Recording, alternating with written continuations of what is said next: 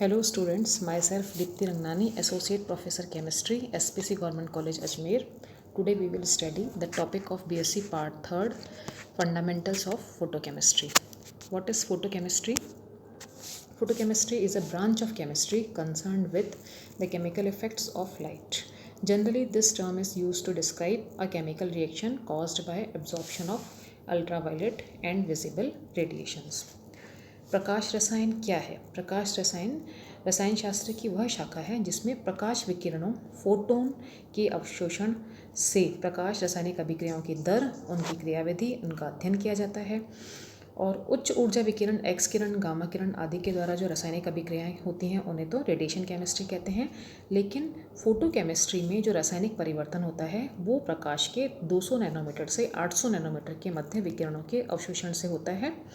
और इसके बीच की जो ऊर्जा होती है वो अणु के इलेक्ट्रॉन के उत्तेजन के लिए उपयुक्त होती है, जो कि रासायनिक अभिक्रिया में भाग ले सकते हैं। फोटोकेमिकल जो केमिस्ट्री में रिएक्शंस होती हैं वो दो तरह की होती हैं, फोटोकेमिकल रिएक्शंस और थर्मल रिएक्शंस। फोटोकेमिकल रिएक्शन और थर्मल रिएक्शंस दोनों ही केमिकल रिएक्शंस हैं, मगर दोनों में डिफरेंस क्या है कि जो फोटोकेमिकल रिएक्शन होती है वो रेडिएशंस में जो फोटोन्स होते हैं उनके द्वारा प्रोसीड होती है, जबकि जो थर्मल रिएक्शंस होती हैं उनको हम हीट एनर्जी के द्वारा प्रोसीड कर सकते हैं। थर्मल एनर्जी और फोटोकेमिकल एनर्जी, इन दोनों में अंतर क्या है कि दोनों रिएक्शंस, जो थर्मल रिएक्शंस होती हैं और जो फोटोकेमिकल रिएक्शंस होती हैं उनमें अंतर क्या है कि जो थर्मल रिएक्शंस होती हैं उसमें एक्टिवेशन के लिए जो एनर्जी मिलती है मॉलिक्यूल्स को वो उनके कोलिजन से मिलती है। जो रेट ऑफ द रिएक्शन होती है वो टेम्परेचर पर डिपेंड करती है और इसमें जो धीरे धीरे एनर्जी जो है वो कम होती जाती है क्योंकि एनर्जी कंज्यूम हो रही है रिएक्शन होने में। और इंटरमॉलिक्यूलर कोलिजन से मॉलिक्यूल्स का एक्साइटेशन होता है, जबकि फोटोकेमिकल रिएक्शंस में क्या होता है कि जो rate of the chemical reaction होती है वो टेम्परेचर से इंडिपेंडेंट होती है और वो डिपेंड करती है लाइट की इंटेंसिटी पर। और free energy of photochemical reaction बढ़ती जाती है जैसे जैसे रेडिएशन जो एनर्जी होती है वो केमिकल एनर्जी में कन्वर्ट होती है। और अंतर क्या है इन दोनों में कि जो फोटोकेमिकल रिएक्शंस होती हैं वो प्रकाश की उपस्थिति में होती हैं और जो थर्मल रिएक्शंस होती हैं वो अंधेरे में होती हैं। फोटोकेमिकल रिएक्शंस में उत्प्रेरक का काम जो है वो प्रकाश संवेदक करते हैं, जबकि थर्मल रिएक्शंस में रिएक्शन को आगे बढ़ाने के लिए उत्प्रेरक का उपयोग में लेते हैं। जो थर्मल रिएक्शंस होती हैं वो ईजी दिखती हैं, सरल होती हैं प्रकृति में, जबकि जो फोटोकेमिकल रिएक्शंस का जो मैकेनिज़्म होता है वो कॉम्प्लेक्स होता है। थर्मल रिएक्शन में जो एनर्जी रेंज चाहिए हमें 10⁴ से 10⁵ कैलोरी पर मोल होती है, जबकि फोटोकेमिकल रिएक्शन में जो एनर्जी रेंज होती है वो 23 से 230 किलो कैलोरी पर मोल होती है। उसके बाद अब हम एग्जाम्पल्स पढ़ रहे हैं थर्मल रिएक्शंस के और दूसरा फोटोकेमिकल रिएक्शंस के। थर्मल रिएक्शंस के जो एग्जाम्पल हैं वो अभिक्रियाएं जो कि ऊष्मा या से होती हैं, अंधेरे में हो सकती हैं, उन्हें थर्मल रिएक्शंस कहते हैं।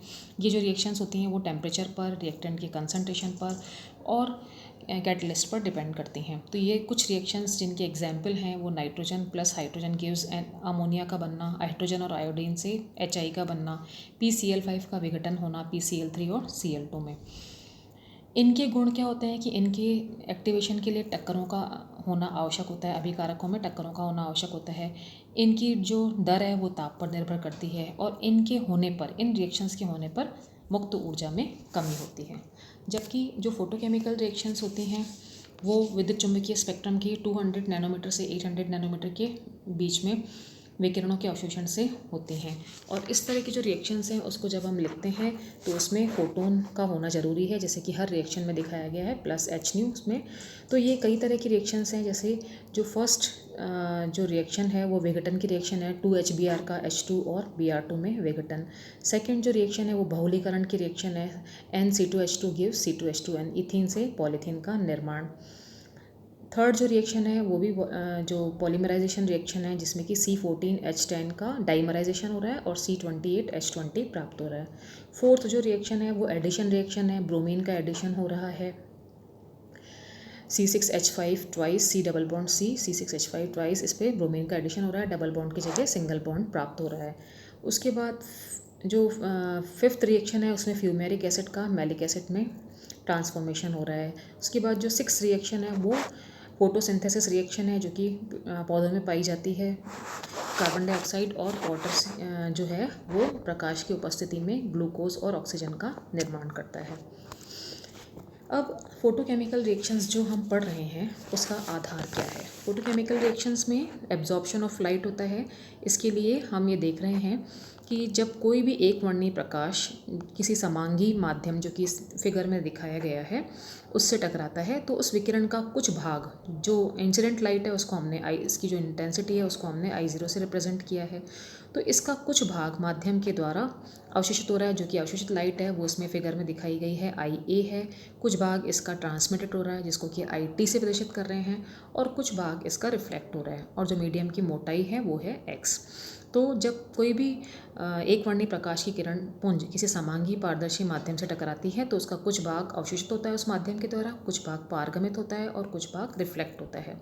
तो हम लिख सकते हैं कि I0 is equals to IA plus IR plus IT, और हमें पता है कि IR जो है वो बहुत कम होता है, इसलिए उसको नेग्लिजिबल मानते हुए हम लिख सकते हैं कि I0 is equals to IA plus T।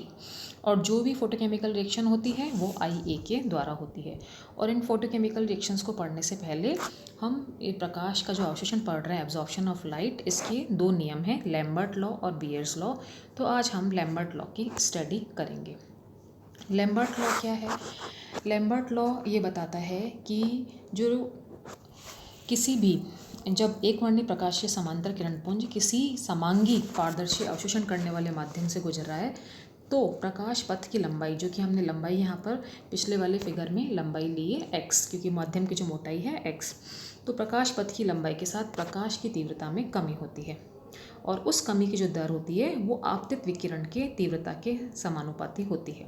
इसको हम इस इक्वेशन के द्वारा डिफाइन कर सकते हैं कि जो इंटेंसिटी है वो डिक्रीज़ हो रही है, इसलिए माइनस साइन लगाया है। आई इंटेंसिटी है, किसके सापेक्ष डिक्रीज़ हो रही है? माध्यम की मोटाई के सापेक्ष, तो ये dx तो माइनस DI/dx लैम्बर्ट लॉ के अनुसार किसके समानुपाती होता है? आपतित विकिरण की तीव्रता जो कि I है उसके समानुपाती होता है। तो इसको प्रोपोर्शनलिटी को इक्वल टू में चेंज करने के लिए हम एक कांस्टेंट यूज़ कर रहे हैं, जिसे कि हम लिख सकते हैं minus DI/dx is equals to KI। अब इस इक्वेशन का अगर हम इंटीग्रेशन करते हैं तो इंटीग्रेशन के लिए इस इक्वेशन को हम जो इसमें DI/I का इंटीग्रेशन करेंगे I0 से IT के बीच में, और यहाँ पर dx का इंटीग्रेशन करेंगे तो हमें इक्वेशन प्राप्त होगी log I0/IT is equals to KX, और इसको log हटाने पर हमें यहाँ पर e टू द पावर, जो राइट हैंड साइड है उसमें e to the power EX हो जाएगा, और I0 की वैल्यू अगर निकालें तो वो आ जाएगी IT e की पावर KX, और अगर IT की वैल्यू निकालें तो इसको हम लिख सकते हैं I0 e की पावर माइनस KX। और अगर इस जो लॉग है ऊपर जो लॉग वाली इक्वेशन है log I0/IT, वो जो कि ln लिखा हुआ है log to the base e है, इसको अगर हम log टू द बेस 10 में कन्वर्ट करें तो हम इक्वेशन लिख सकते हैं 2.303 log I0/IT is equals to KX। तो इस तरह से हम, और जो ये टर्म है इसको अगर 2.303 को हम k के नीचे ले जाएं तो आ जाएगा k-x, और log I0/IT जो यहाँ पे टर्म दिखाई गई है इसको हम एब्जॉर्बेंस कहते हैं। लेफ्ट हैंड साइड में जो टर्म दिखाई गई है इसको एब्जॉर्बेंस कहते हैं, और इसका इस इक्वेशन को देखने से ये परिभाषित कर सकते हैं कि एब्जॉर्बेंस जो होता है वो माध्यम की मोटाई के समानुपाती होता है। तो समानांतर किरण पुंज जब किसी अवशोषक पदार्थ पर लंबवत प्रवेश करते हैं तो अवशोषणांक जो है वो किरण पुंज के द्वारा तय की गई दूरी के समानुपाती होता है, मतलब A is proportional to X। यही लैम्बर्ट का नियम है। तो इस लेक्चर में हमने लैम्बर्ट का नियम पढ़ा, और हमने यहाँ पर जो माध्यम लिया है वो सॉलिड मीडियम लिया है। जो जब हम माध्यम सॉलिड मीडियम ले रहे हैं तो उसकी हम मोटाई लेंगे, और बियर्स लॉ में हम जो मीडियम लेंगे, ये वाला जो हमने पहले मीडियम लिया है, जो ये मीडियम लेंगे, अगर ये लिक्विड मीडियम होता है तो लिक्विड मीडियम में जो अगर एब्जॉर्बेंस निकालेंगे तो उसमें हम मोटाई नहीं देखेंगे, बल्कि उसमें हम माध्यम की जो मीडियम की कंसंट्रेशन देखेंगे। और बियर्स लॉ भी लैम्बर्ट लॉ की तरह ही होता है, लास्ट में उसकी equation A is proportional to C प्राप्त होती है, मतलब जो माध्यम का अवशोषणांक होता है वो इसकी मीडियम की जो लिक्विड भरा हुआ है उसकी सांद्रता के समानुपाती होता है। तो बियर और लैम्बर्ट लॉ जो कि हमने यहाँ पे बताया है कि बियर्स लॉ में क्या है कि बियर्स लॉ में जो ए होता है वो कंसंट्रेशन के प्रोपोर्शनल होता है, जबकि जो लैम्बर्ट लॉ होता है उसमें जो ए होता है वो एक्स की प्रोपोर्शनल होता है। और अगर हम इन दोनों को जोड़ते हैं बियर लैम्बर्ट लॉ को, तो हम इक्वेशन लिख सकते हैं A is proportional to C X, और प्रोपोर्शनलिटी को इक्वल टू में चेंज करके हम इक्वेशन लिख सकते हैं A is equals to epsilon C x.